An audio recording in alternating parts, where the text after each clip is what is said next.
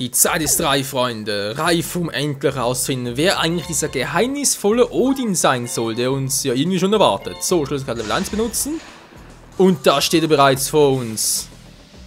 Und blockiert uns den Weg. Ganz frech. So, geh ich mal hoch da. Level 30! Worte der Vorsehung. Ja, leg mich away. Ich spreche den bloß. Wie ich darauf gewartet habe. Wer bist du? Du bist jetzt einfach ein Trendsetter, stimmt's? Michael, erlaube mir eine Demonstration deiner Macht zu erleben. Voller Bride zwar, aber okay. Meiner Macht also, ah? Okay, Schere, Stein, Papier. Hier spürst du meine Macht, die Macht meiner Faust. Okay, ich bin Erster, haha. Zeit für ein Duell!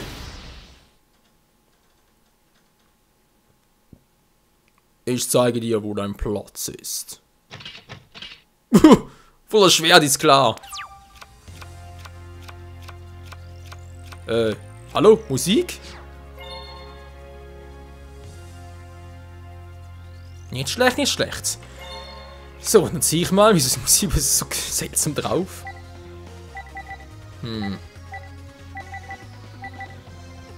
Okay, okay. Direkt mal in Zauberung und so, dann kann ich direkt mal in die Führung gehen. Ne? Soll ich?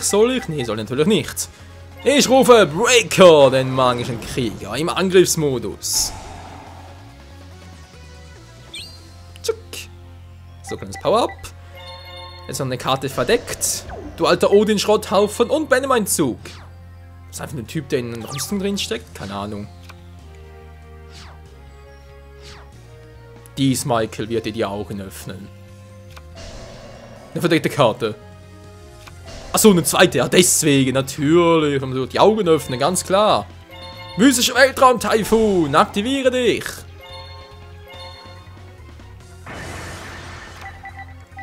Oh. Das ist eine heikle Karte gewesen. Ja, dann sehe ich mal. Jetzt Rüstung, alles klar. Wir sind ein bisschen mit ihm zu spielen. Ich rufe Plünder Captain im Angriffsmodus. Und darf dank seiner besonderen Fähigkeit noch ein Monster in meiner Hand beschwören, was natürlich Maximum Level 4 hat. Zeige dich, Stufenkrieger! Dann wollen wir doch mal. Breaker, magischer Krieger, vernichte es, ein verdecktes Monster. Magisches Schwert, Hieb. Oh shit. Schneemannfresser, die kenne ich gar nicht. Das Duell beginnt ja sehr gut. Da ist noch eine Karte verdeckt. Und du bist ja dran. Oh, du Scheibenkleister. Ich habe das Gefühl, das Duell nicht ganz so einfach irgendwie erhoffe. Scheinbar irgendwie 7 Fusion- oder Synchromonster.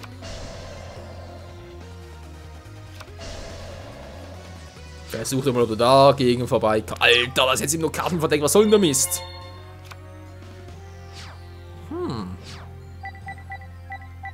Alles klar. Na dann wird Zeit, mal meine Stufenkrieger zu opfern und dafür rufe ich Zabok, Monarch des Donners. Der Vernichter schlechthin. Zerstöre sein verdecktes Monster. Attacke! Was jetzt schon wieder? Fischbock Strahlschütze. Man kann irgendwie Meerestag, wie es aussieht. Nun denn, Zabok, Monarch des Donners, vernichtet seinen Schneebandfresser mit Donnerschlag. Captain, greife an mit Zwillingsschwerthieb. Naja, eigentlich wäre es ja die doppelte Schlitzattacke, aber egal. Das ist also Schmerz. Hä? Na gut, Roboter halt, wa? Die kennen keinen Schmerz. Zug beendet.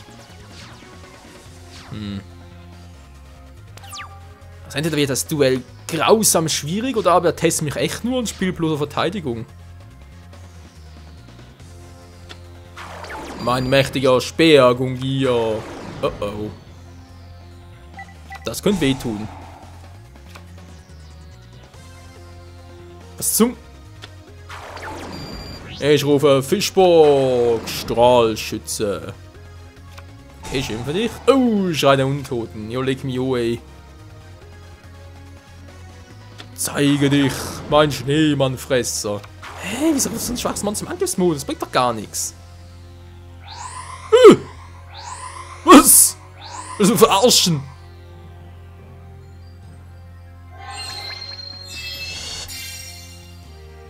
Oh. Das Horn, das Ragnar verkündet. Dein Ende, Synchrobeschwörung. Ach du Scheiße. Was ist denn das für ein Vieh? Nein, ein Vieh der Eisbarriere. Ach du Scheiße.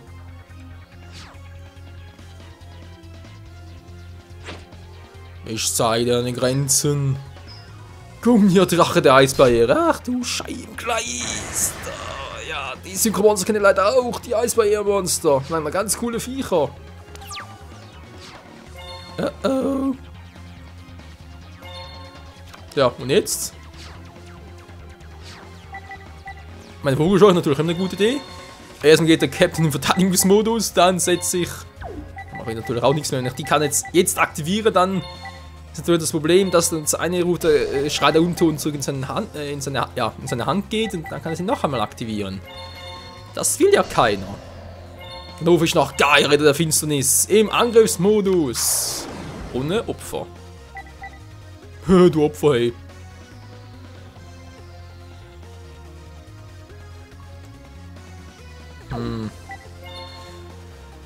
Dumm. Das ist jetzt zwar sowohl bei Zauberfallen als auch bei Monsterkarten der Effekt. Ach du Scheibenkleist, da kann man ein ganzes Deck zerstören. Also durch das ganze Feld. Ja, Freunde, das war's, glaube ich. Alter, ruft erstmal so ein Sync-Monster und ich habe hier keine Chance mehr. Nicht die geringste. Schreie vor Schmerz. Nein, bitte nicht. Der Schrei des Odins. Ja, leck mich an. Na toll, wie soll er jetzt noch gewinnen? Ich muss direkt in diesem Zug... Alter, das geht gar nicht. Desync, ausgerechnet jetzt. Na, dankeschön auch. Natürlich, ich Trottel. Bin ich bescheuert? Natürlich klappt sie auch so. Desynchro. Das geht doch gar nicht. Du hast gar keinen Synchron auf dem Feld. Ja, aber du, Alter. Tschüssikowski. Weil sie am Friedhof sind, versteht ihr? Alter, ein Hoch auf Desynchro. Jetzt weiß ich, irgendwie... Ich habe die Karte schon mal privat gespielt und dachte, ja, okay. Damals war die irgendwie ganz cool und dachte jetzt im Let's Play so, wieso war denn plötzlich cool? Aber natürlich, jetzt gibt es das Sinn, ich kann es auf den Gegner einsetzen. Menschenskind, auf die muss natürlich auch erstmal kommen. Los, Gaia, direkt Angriff auf seine Lebenspunkte. Gut gekonnt, Kleiner. Ja, sagt er selber. Alter, hey, jetzt geht mir gerade das Herz, Leute. Puh, das war knapp. Ein Hoch auf Desynchro. Natürlich, mit Gegner geht's auch. Oh, Menschenskinder. Natürlich, ich meine, bei Feinkontrolle ist es ähnlich. Ich kann ja manchmal auch ein bisschen anders spielen. Wieso nicht auch mit Desynchro so? Tja. Freunde, das ist beim Duellieren immer ganz wichtig. Ihr müsst immer alle Optionen im Auge behalten. Weil nur so habt ihr eine Chance, auch aus so einer besseren Lage hervorzutreten. Na dann. Sagt das Grab. Das erstmal noch. Und greife an, und zwar mit Gaia, Ritter der Finsternis. Los! Schnell Speerstoß!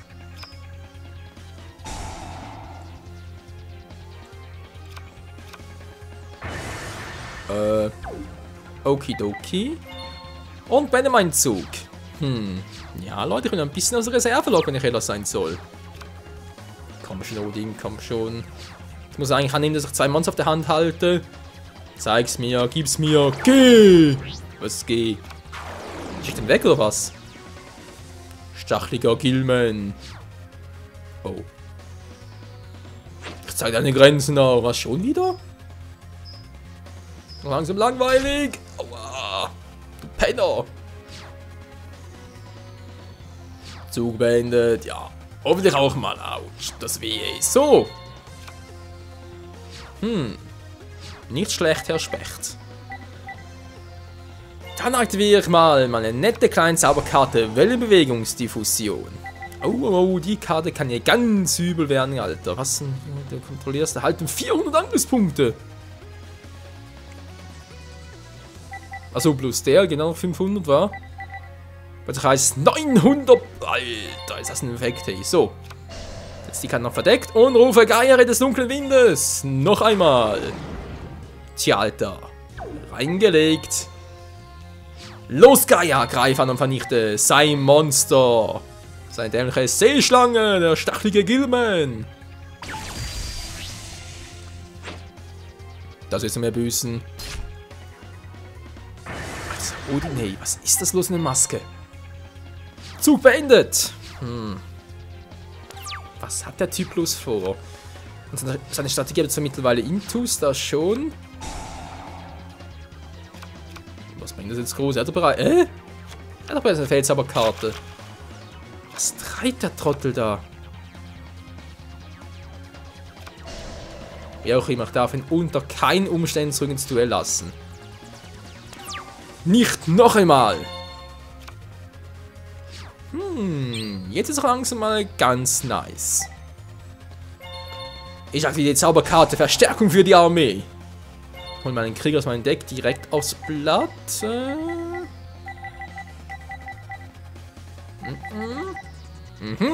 Und so wähle ich Rose, die Kriegerin der Rache. Nur mal so, falls irgendwie das Duell ein bisschen scheiß werden würde, wa? Und dann wird es mal anzugreifen, meinen mächtigen Gaia, dem Ritter des dunklen Windes. Mit einem exzellent geilen Artwork. Jetzt.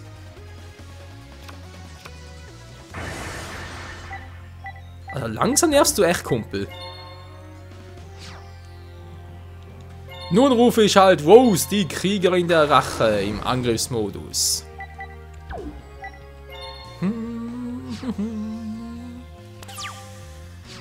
So, ist mir mal gespannt. Was kann er wohl dagegen ausrichten? Also natürlich hätte er so einen Gilman auf der Hand. Dann, aber ich glaube sehr weniger.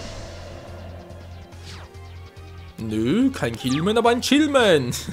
Ja, so. Zur Rüstung, perfekt. Was ist bloß für eine Karte? Ist es wieder...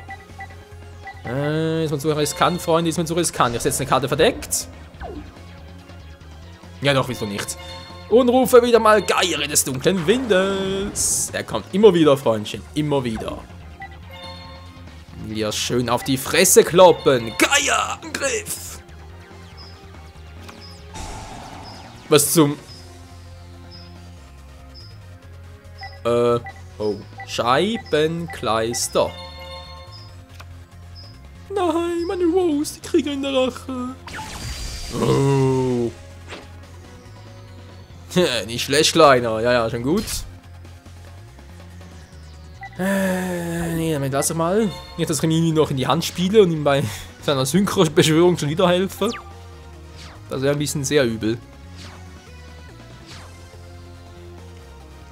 Keine Chance hat der du. Diese Karte wird einen Untergang bedeuten, Kleiner. Das bezweifle ich ein bisschen. Wieso? Naja, ganz einfach, weil ich natürlich noch eine nette kleine Karte auf dem Feld habe. Wellenbewegungskanone, aktiviere dich! Und schieß ihn auf den Mond! Das war's. Hast du mich mit deiner Stärke übertroffen? Du. Das muss einfach noch ein cooler Gegner, also. Also, wie habe ich da die Synchro gezogen, dann wäre ich komplett im Arsch gewesen. Was für ein krasses Vieh, hey. Na, das ist es. Das ist die Macht, nach der ich mich gesehnt habe. Ah, Michael Yusei Fudo, bis unser Wiedersehen. Tschüss. Hey, warte wieder, Link, du hast mich vergessen. Er ist entkommen. Was war das denn? Kriegt das Dummkopf wirklich am selben Turnier an wie wir?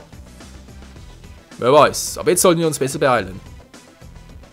Dieses Duell, dieses Wesen steckt mir irgendwie auf die Stimmung. Ja, mir vor allem auf den Magen. Wer hat so einen Hunger? So, Odin ist weg, was er eigentlich wollte, keine Ahnung. Alter, ein Hoch auf die Synchro, ey. Abstammung des Alter, Monarchendeck, nee. Ich dachte, die finstere Monarchen im Deck, dann Prost Mahlzeit.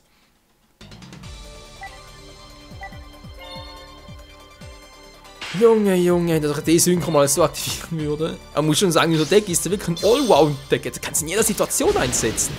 Irgendwie schon geil.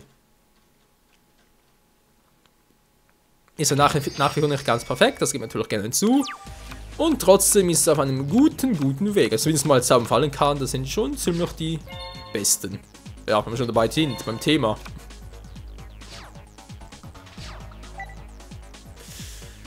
Tja, was mache ich hier? Also jetzt rufe ich mal meinen Elfenschwertkämpfer. Und setze dann noch eine Karte verdeckt. Sonorer Schrotthaufen, dein Zug. Monarchen sind zwar cool und auch so stark. Und natürlich bringt der beste Monarch nichts, wenn du nicht rufen kannst. Oh. Das ist seine Strategie mit der Kriegerlady. Naja. Ist natürlich eine Variante, ganz... Das bescheuert, bringt doch gar nichts. Also natürlich, er wird Möbius rufen. Hä?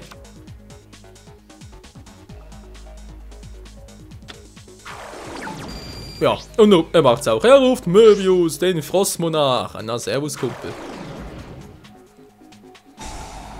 Ja, nach keine besondere Fähigkeit ist nichts Neues für mich, aber ich habe eine bekannte kleine Schnellzauberkarte namens Feindkontrolle.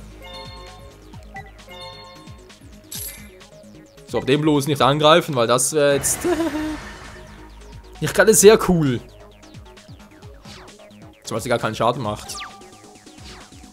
Solange ich mit ihr einigermaßen umzugehen weiß. Na dann. Oh, das wird Hammer. Ich rufe Breaker, den magischen Krieger im Angriffsmodus.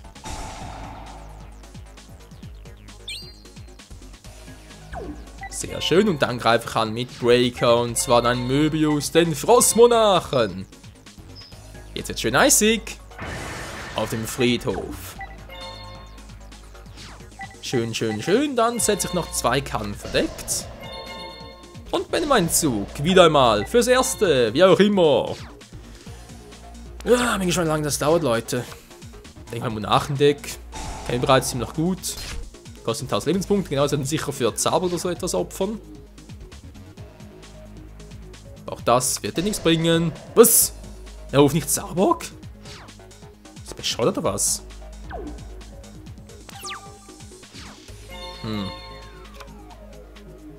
Ah, sehr nett, sehr nett. Ich rufe Krebond im Angriffsmodus. Und nun wird Zeit für Breaker. Von ist ein Monster los. Magischer Schwerthieb. Doch nö, ey. Ah, die dämlichen Riesenratte. Muss das sein? Mal ganz ehrlich, ey, muss das sein? Ja, scheinbar schon. Ja, wenn noch mein Zug. Was soll ich auch sonst tun, aus meinem Zug zu beenden? Nur in knapp 2 Minuten, das muss langsam reichen. Er verliert Lebenspunkte. Durch das Begräbnis. Oh mein Gott, ich spiele. Nein, Dandelion! Das wäre eine Karte, die wir unbedingt für unser Deck brauchen. Aber wir Synchro-Beschwörung, weil da kannst tolle kleine Spielmarken rufen, die Level 1 haben. Oh. Na, ich habe in meinem Deck da beim Spiel Yu-Gi-Oh! 5Ds Reverse of Arcadia habe ich auch oftmals im Synchro-Deck benutzt. Damit kannst du echt geile Kombinationen so spielen. So, Krebons. Ich kann mir, glaube ich, sogar opfern, oder?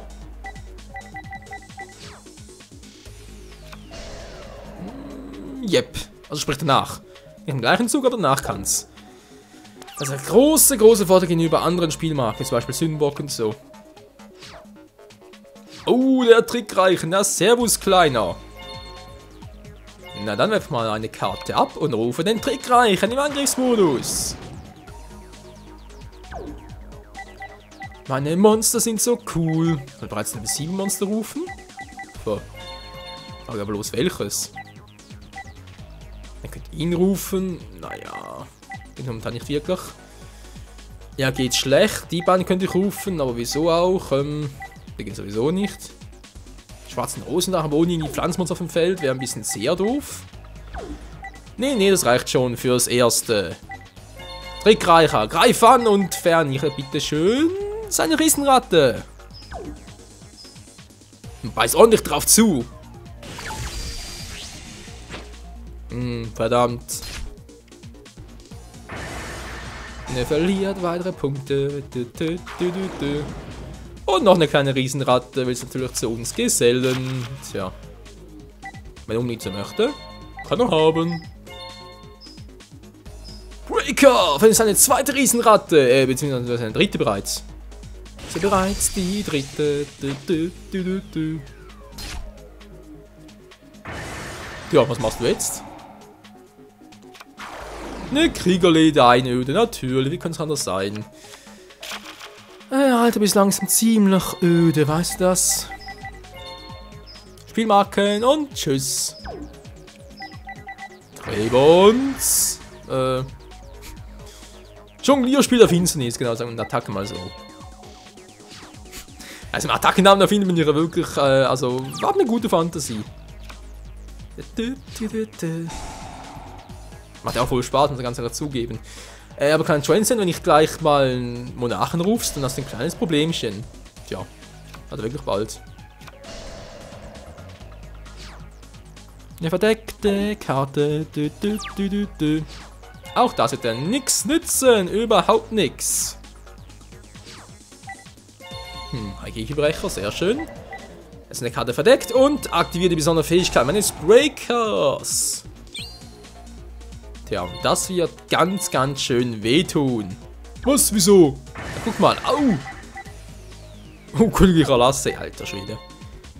Das hätte können übel werden. Aber egal, jetzt rufe ich erst mal mit Breaker, vernichte ich seine Kriegerlede einöde.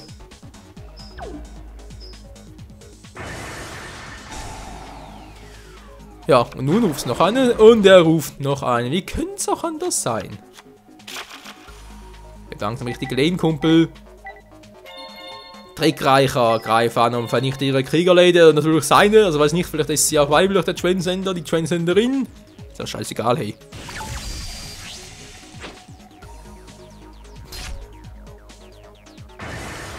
So, und damit kann er seine Spielmarken noch insgesamt 3 Züge auf dem Feld behalten. Was, der Zauberschläger? Ja, in dem Fall, Trebons, wenn ich es ein Zauberschläger. Once and for all. Ja, will man sagen, wenn mein Zug und überlasse wieder mal dem ollen Schrotthaufen das Feld. Also ganz ehrlich, von einem Monarchen, der ein bisschen mehr erwartet. Ein Monarch bis jetzt. Komm schon, bringt Zauber, bringt einen anderen schönen Monarchen. Ja, spielt weiterhin auf Zeit. Ey. Mann, oh Mann, was muss der für ein mieses Deck oder für eine miese Startern zu haben? Sind alles in Monarchen unten oder wie? Tja. Wir werden es wohl niemals herausfinden, Freunde. Niemals. Nö, wisst ihr was? Ich hab keinen Bock drauf. Er wird sich eh selber vernichten. Rücke des Kriegers, wa? So, und ich will doch mal freundlicher Wohltat. Vielleicht sehe ich ja sogar noch meine Wellenbewegungskanone. Ja, aber fast. Gut, leg die 2 Karten ab. Und beende meinen Zug. Alter, die kann auf der Hand haben. Das kann eine endgeile Kombi werden.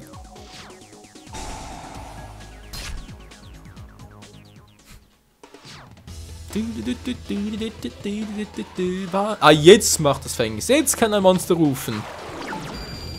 Kuras, der Lichtmonarch. Eines meiner stärksten Monster, Mann. Natürlich hoffen ein Monarchendeck. So, was kann jetzt schon wieder?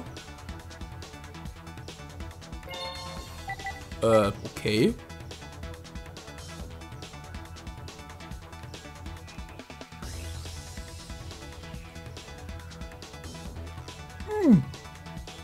Was? Er kann 2 Karten sogar noch ziehen? Alter Schwede. Das ist wirklich ein schlechter Effekt. Ja, wieso macht das überhaupt? Wieso gibt er mir... Das ist doch doof. Tja, so, es wird schon wissen, was er tut. Nur zumindest mal für ihn. So, sehr schön. Mein Captain auf der Hand. Wir machen Behauptung, Freunde, es wird Zeit, das Duell ein bisschen in die richtige Richtung zu bringen. Mit 3 Geki-Brecher. Und zwar ist eine verdeckte Karte. Echt jetzt? Der muss so fast, weil sonst kann ich die Karte nachher nicht mehr aktivieren. Und das wäre sehr doof. Kehre zurück, du mächtiger Trickreicher.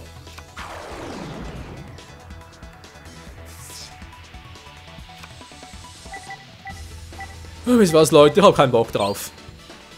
Befreien wir das Spielfeld. Indem ich Gräber von meinen Trickreichen einstimme, rufe ich den Drachen der Zerstörung. Den schwarzen Rotaugendrachen. Entschuldigung, natürlich. Schwarze Rotaugendrachen, bin ich danke, komplett abgeschwirrt. Der schwarze Rosendrache natürlich. Wobei ja beide Monster gleich viele Angriffspunkte haben, von dem her. Ziemlich viel gemeinsam. Schwarzer Rosendrache. Zerstöre alle Ketten auf dem Spielfeld. Sieht doch schon sehr viel besser aus. Und nun rufe ich noch Verstärkung für die Armee. So gar nicht mehr nötig, ich weiß auch. Aber just for fun.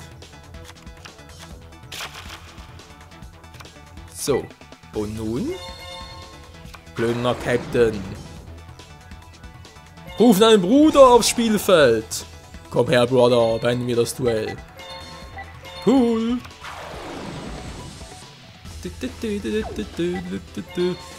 Und so, meine Freunde, ist sowohl das Duell als auch der Part Schnee von gestern. Naja, oder von heute, je nachdem. Zuck. Der letzte Schrotthaufen wurde besiegt. Du. Yeah.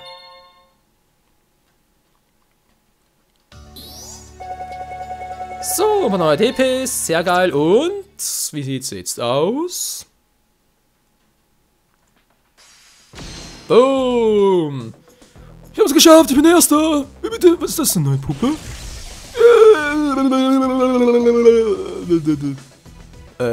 Schwarz bist du? Quatsch! Nein, warte, Schwarz! Ist alles in Ordnung? Mina, sei vorsichtig, er hat eine Dark Signal Karte. Was? Bestimmt kein Erkund Unsterblicher. Doch, Mann. Er ist bewusstlos. Hey, der Mann braucht medizinische Hilfe.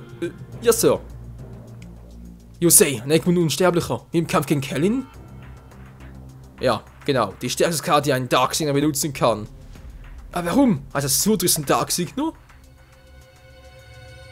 Da müssen wir ihn schon selbst fragen. Selbst wenn er jetzt ein Eggwund und sterblich ist, wird es von einer Puppe benutzen, ist daher nicht unschlagbar. Du hast recht, Jack. Und Weg liegt noch vor uns. Sei vorsichtig, Michael. Diese Karte ist gefährlich. Ja, ich weiß schon. Hehehe, Sir, die Karte ist da. Die kommen Unsterbliche. Das klingt toll, Sir. Genau diese Situation vorauszusagen. Du redest so laut und so viel. Senk deine Stimme und achte auf deine Umgebung, wenn du mit mir sprichst. Alter Rex Goodwin. Wann hast du... egal, ich werde einfach... tschüss! Was zum Henker war denn das gerade? Neue Karte? Wo war eine... hallo? Neue Karte? Bekomm noch eine! Schein Luftströmung, majestätischer Sterndrache, jetzt auch so. Na, schon wieder vor allem. Achso, nein, es war die... Genau, haben wir in diese Etage bekommen. So, Yggdrasil 5E, Leute. Und nachher ist das Duell wohl vorbei. Also, das Duell vor allem. Das Let's Play natürlich. Nee, ist es nicht. Soweit, so viel weiß ich bereits. Es geht nach Yggdrasil, geht es noch weiter. Wie genau es weitergeht, weiß ich auch noch nicht. Das werden wir vielleicht im nächsten Part bereits herausfinden, nachdem natürlich wie groß das fünfte Stockwerk natürlich ist. Oh Mann, ich brauche endlich mal meinen Rotdrachen Erzunterwäldler und noch sehr viel mehr bessere Karten. Ja, ich denke mal, wir werden im nächsten Zug. Mann, ey. Natürlich erst im nächsten Part, zu Beginn des nächsten Parts, erst einmal neue Karten einkaufen, mal unser Deck bearbeiten und dann begeben wir uns nach Yggdrasil der 5. Etage. In diesem Sinne, danke fürs Zusehen, bis zum nächsten Mal hier bei Yu-Gi-Oh! 5Ds Master of the Cards. Ciao zusammen!